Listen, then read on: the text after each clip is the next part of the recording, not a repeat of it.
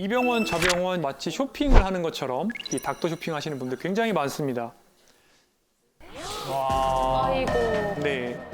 아, 저게 한 이 사람. 사진 안에 있는 게 이렇게 한 분의 약입니다. 딱 보기에도 약이 정말 많죠. 네. 근데 이렇게 약을 쌓아놓고 드시는 분들이 정말 많습니다. 아, 맞아. 77세 C씨가 그런 케이스였습니다. 고혈압, 고지혈증 약을 드시기는 했지만 텃밭도 가꾸시고 또 교회로 나가시면서 일상에 불편함 없이 지내고 계셨는데 남편께서 뇌경색으로 입원하게 되면서 스트레스를 많이 받았고 특히 자정 전후로 화장실을 너무 자주 가서 방광약을 2가지 드시기 시작했어요. 방광약을 드시면서 변비가 생기고 또 소화가 안 됩니다. 식사를 점점 못하게 되시는 부작용이 생기면서 기운이 없어지고 그러다 보니까 저녁에 잠은 안 오고 또 잠을 못 자니까 다른 의사 선생님을 찾아가서 수면제를 처방받습니다. 아휴. 점점 낮에 꾸벅꾸벅 조는 시간이 늘어나요. 점점 집중력과 기억력이 떨어지고 가족들이 눈치를 챘어요. 치매 검사를 받아보니까 경도인지 장애입니다. 이렇게 진단을 또 받으시고 전문 치매 약물을 처방받습니다. 이 치매약을 드시고 나서부터는 식욕이 또 떨어지고 또 소화제와 식욕 촉진제를 처방받고요. 아, 이렇게 하다 보니까 정말 큰일이 나겠다 싶어서 위내시경, 대장내시경, 복부 초음파, 심장 초음파 여러 검사를 받습니다.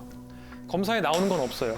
하지만 어르신께서는 휠체어에 실려 오신 모습으로 저랑 만나게 되셨습니다. 아이고. 자, 방광약에서 시작을 해서 수면제, 치매약, 소화제, 식욕 촉진제 이런 증상들 가라앉히고 환자분들 편안하게 만들어드린 약들은 대부분 사람의 기운을 빠지게 만드는 약들이에요. 약의 부작용을 약으로 막다 보니까 결국에는 기운이 다 빠진 거죠. 처음 처방받은 방광약에는 인지 기능을 약간 떨어뜨리는 그런 물질이 들어가 있었습니다. 그 이후에 처방받은 치매약의 부작용은 안타깝게도 방광의 예민성을 또 끌어올립니다. 거꾸로 되는 거죠.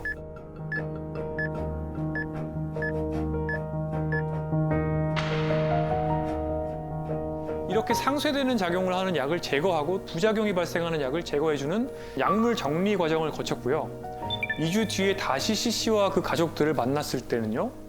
다행히도 수면과 식사, 배변이 좋아졌고요.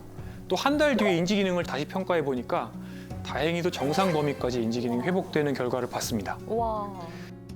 이렇게 C씨처럼 운이 좋으신 경우도 있지만 굉장히 답답한 경우에는 제가 이제 휠체어 타고 오신 분들도 약 정리를 열심히 해서 다시 걸어 다니시게 만들어 드렸는데 다시 여기가 저리다, 여기가 쑤시다, 어지럽다 하시면서 이 의사 선생님 가시고 저 의사 선생님 가시고 이게 결국에는 점점 약이 늘게 되는 거고요. 그런데 이제 약을 먹고 차 가라앉는 상태가 되니까 또 증상이 괜찮아졌다고 생각을 하는데 사실 이거는 증상이 괜찮아진 게 아니에요. 너무 많은 약을 한꺼번에 드셨기 때문에 사실은 마취된 거랑 비슷한 거죠.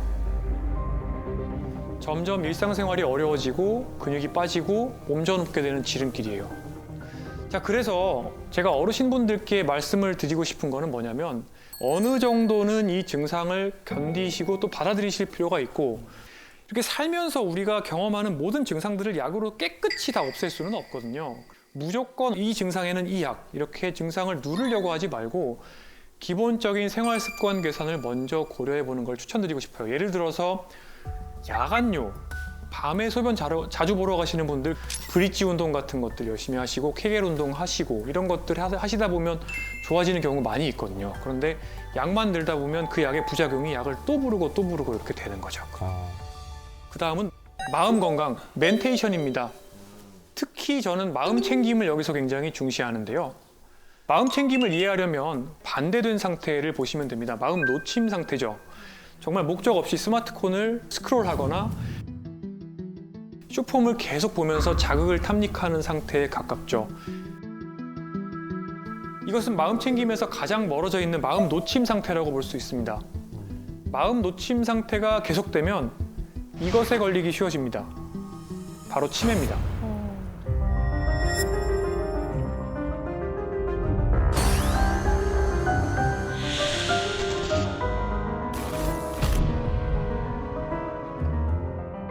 치매를 예방할 수 있는 마음 챙김 방법으로 환자분들께 제가 많이 추천드리는 게 있는데요. 바로 명상입니다. 근데 쌤 예전에 화투 네, 하트 많이 주시죠. 치면은 좀 도움 된다고 하긴 맞습니까? 맞습니다. 아, 그것도 약간 다른 건데요. 네. 인지 예비능이라고 해서 뇌 성능을 높이는 방법이 크게 세 가지가 있습니다. 첫 번째, 신체 활동, 운동이죠. 이제 두 번째가 머리를 쓰는 겁니다. 네. 세 번째가 사람을 만나는 겁니다. 이 세 가지를 다 하면 좋은데 오. 화투는 일단은 머리는 쓰고요. 또 사람도 만나잖아요. 네. 화투 치러 가려면 집에서 나가서 또 가야 되잖아요. 걸어야 돼. 집까지 걸어가는데 산책. 그치. 집에서 방에서 명상. 완벽한 그때 스포츠네. 시대에 딱 이상적인. 네, 그래서 실제로 브릿지 게임이나 마작이나 이런 것도 좋은 인지 활동이라고 되어 있긴 합니다. 화투도 비슷한 효과가 있을 거라고 생각합니다. 명상을 한 다음에 화투를 치면 나을까요? 화투를 치고 명상을 하는 거. 네, 또 치고 돈 아니면 잃고 치면서 명상. 읽고 명상을. 사실 예전에는 명상을 약간 도닦는 분위기 뭐 이런 식으로 이제 많이 생각을 했었는데 요즘은 굉장히 많은 글로벌 기업이 자기네들이 명상센터를 따로 가지고 있습니다. 정말 많은 돈을 그 예산을 쏟아부어서 명상의 과학적 효과가 입증이 돼서 근데 명상이 그 너무 이렇게 어렵게 생각하실 필요가 있는 게 아니라 나를 조용히 온전히 집중할 수 있는 상황에서 신체는 이완시키는 모든 것들이에요. 제가 제일 좋아하는 명상은 달리기 명상, 수영 명상, 걷기 명상입니다. 그것도 명상이 되나? 네, 사고 나지 않을까요? 명상할 때 눈 감는 거 아닌가요? 네, 감을 필요가 없습니다. 그야말로 명상이라는 건 지금 이 순간에 머물러 있으면서 나의 호흡이나 내 관절이나 주변의 느낌들을 비판하지 않고 그대로 느끼고 있으면 되는 거거든요. 물속에 있으면 그게 그렇게 편하다고 하는 사람들이 많더라고요. 네, 굉장히 다양한 설거지를 하시면서도 명상을 할 수가 있고 청소기를 돌리면서도 명상을 하실 수가 있습니다. 그래서 지금 이 순간에 있는 머무르는 연습을 해보시면 굉장히 좋을 것 같고요. 저희가 병원에 입원해 계신 어르신들, 질병의 치료 계획을 세울 때 환자와 환자 가족이 무엇을 정말 중요하게 생각하는지가 크게 작용을 하는 거죠. 나에게 중요한 것들, what matters라고 합니다. 사례를 말씀드리겠습니다. 85세 D씨입니다. 불면증으로 병원을 찾아오셨습니다. 사실 이제 보호자분들이 보기에는 잘 주무신대요. 네. 분명히 약을 안 드셔도 잘 주무셨는데 그 잤다는 사실을 믿지를 않으시고 약에 대한 집착이 굉장히 심한 상태가 되셔서 오셨습니다. 자, 임산부에게 사용하면 안 되는 약이 있다는 것은 많은 분들이 알고 계실 겁니다. 네. 마찬가지로 약 중에서는 노쇠한 어르신들에게 문제를 일으키는 잠재적인 노인 부적절 약제라는 것들이 있습니다. 그중에서 제가 정말 미워하는 약이 하나 있는데요. 뭐예요? 단기간만 사용할 수 있는 수면제죠. 수면제? 젊은 분들한테는 큰 문제가 없어요. 하지만 노쇠가 있는 어르신들한테는 얘기가 좀 다릅니다. 다른 약은 먹어도 효과가 없었는데 지금 말씀드린 이 약을 드시고서는 그 효과를 잘 봤다면서 이 약의 처방을 너무 고집하셨습니다. 결국에는 이제 낮에 횡설수설하는 모습을 또 보이시기도 하고요. 또 며느리가 본인에게 욕설을 한다고 의심하시면서 병원을 찾아오시죠. 이럴 때 저는 이제 어떤 말씀을 드리냐. 이거 치매에 걸리시는 약입니다. 장기 복용을 하시면 안 됩니다라고 말씀을 드려도 이 약에 대한 집착이 너무 심하니까 결국에 그냥 나머지 부작용들은 감안하시고 드시라고 할 수밖에 없는 건데요. 당장은 불편하지만 장기적으로 훨씬 더 나한테 도움이 되는 방향이 있고요. 반대로 지금 당장은 조금 편하지만 장기적으로 훨씬 고통스러운 방법이 있습니다. 그중에서 후자를 선택하게 된 경우였죠. 제 입장에서는 굉장히 스트레스가 많이 쌓이는 경우입니다. 그래서 결국에 이 젊었을 때도요, 또 시간을 내서 나에게 중요한 것에 대해서 생각을 많이 해보는 것은 삶의 우선순위 등을 전체적으로 계획해 볼 수 있는 기회라고 할 수 있습니다. 자, 의학기술의 발달로 인간의 수명이 점점 늘고 있는데 한국보험개발원의 최근 발표에 따르면 2021년 기준 대한민국의 기대 수명은 남자는 86.3세, 여자는 90.7세입니다. 와. 높죠? 올라갔다. 하지만 수명이 늘어난 게 마냥 좋은 것만은 아니죠. 가속 노화로 인해서 숫자 나이보다 신체 나이가 더 나이 든 사람은 기대 수명이 늘어나면 늘어날수록 생로, 병, 노쇠, 돌봄 요구의 인생을 살게 됩니다. 노년에는 침상에 누워서 오랜 시간을 보내다가 사망하시는 인생을 사실 가능성이 높죠. 그러다 보니까 기대 수명이 얼마인지보다 내가 그 수명 속에서 건강하게 몇 살까지 살 수 있는지, 그러니까 건강 수명이 훨씬 중요합니다. 맞습니다. 그렇다면 여러분들께서는 노후 준비를 어떻게 하고 계세요? 경제적으로요? 네, 여러 가지 질문. 이거는 되게 참신한 대답이었어요. 지금까지 모든 강의를 뒤엎는 지금 여기 경제적인 게 오늘 아예 나오지 않았는데. 노후 준비하면 그게 원래 떠올라가지고. 아니 노후 준비를 할 나이가 아니라서 아직 하고 있진 않는데. 지금이 노후 준비를 하실 나이입니다. 알겠어요. 자기는? 자, 그래서 보통 노후 준비에 대해서 여쭤보면 뭐 돈이나 부동산, 연금 뭐 이런 자산 관련된 대답이 먼저 나오죠. 맞아요. 하지만 제가 오늘은 조금 다른 각도로 말씀을 드리고 있으니까요. 건강한 노후를 위해 하실 수 있는 확실한 투자 방법을 하나 알려드리려고 합니다. 뭐죠?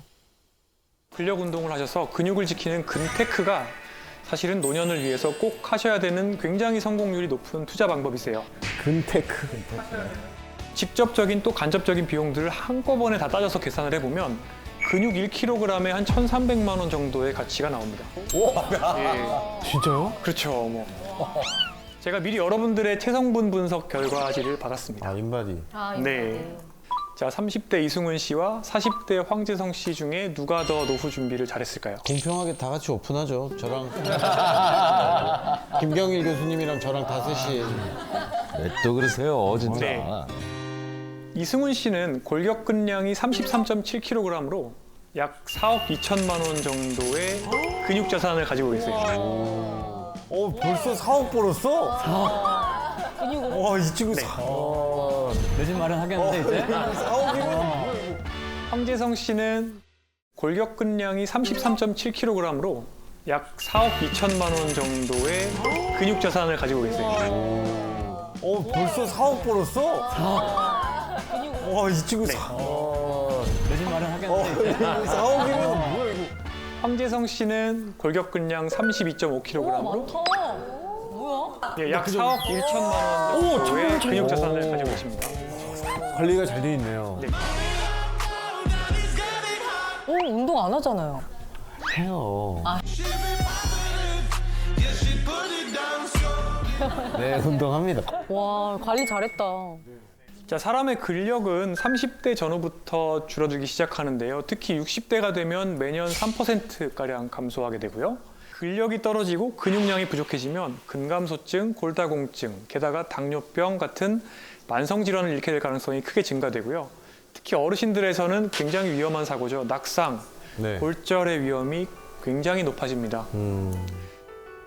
그러면서 당연히 간병 비용이 발생할 겁니다.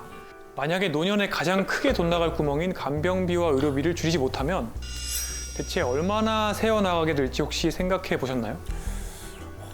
상상이 안 되는데. 병비가 진짜 세긴 세더라고요. 간병비가 셉니다.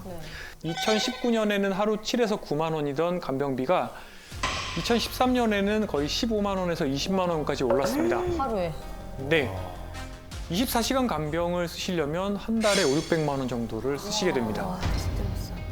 간병이 길어지면서 한계에 부딪혀서 발생하는 이른바 간병 파산이나 간병 살인 같은 비극도 종종 발생하게 됩니다. 또 하나의 돈 나갈 구멍이죠. 의료비입니다. 2019년 기준 우리나라 65세 이상 인구의 1인 평균 진료비는 연간 491만 원이었습니다. 와. 부부 2인 기준으로는 거의 돈 1,000만 원을 쓰시는 거죠. 게다가 만약에 노년에 암으로 돌아가신다고 하면 임종 직전 1년 동안 투입되는 의료비가 4천만 원이 넘는다고 합니다. 지금까지 나온 금액만 보더라도 남들보다 조금 일찍부터 몸과 마음을 건강하게 준비하셔서 노년을 맞는다면 이런 것들은 세이브가 가능한 금액들이겠죠. 지금 하셔야 돼요. 사실 작년에 유튜브만 켜면 우리나라 망했다는 다큐멘터리가 나옵니다. 출산율이 준다. 노년 돌봄의 비용이 앞으로 증가될 것이다. 어두운 미래다. 그런 이야기들을 너무너무 많이 들었어요. 어떻게 보면 아직까지 우리 사회는 노년이라는 것을 거부하고 부정하고 어떤 인생의 버려진 시기로 생각을 하는 기본 전제가 깔려 있다고 저는 생각을 합니다. 근데 제가 오늘 말씀드리고 싶었던 것은 사실은 노년은 그런 시기가 아니라는 겁니다. 오히려 각 개인이 건강한 노화를 추구하고 느리게 나이 드는 삶의 습관을 만들어 보시는 것들을 너무너무 추천드리고 싶고 이렇게 하나하나의 개인이 조금씩 더 건강하게 바뀌어 가면서 노인들이 부양의 대상이 아닌 활발한 사회 참여와 근로가 가능한 모습으로 변화할 것입니다. 자, 그래서 이런 생각을 가지시고 우리 사회가 전체적으로 건강하게 나이 들 수 있다는 말씀을 마지막으로 강연을 마치겠습니다.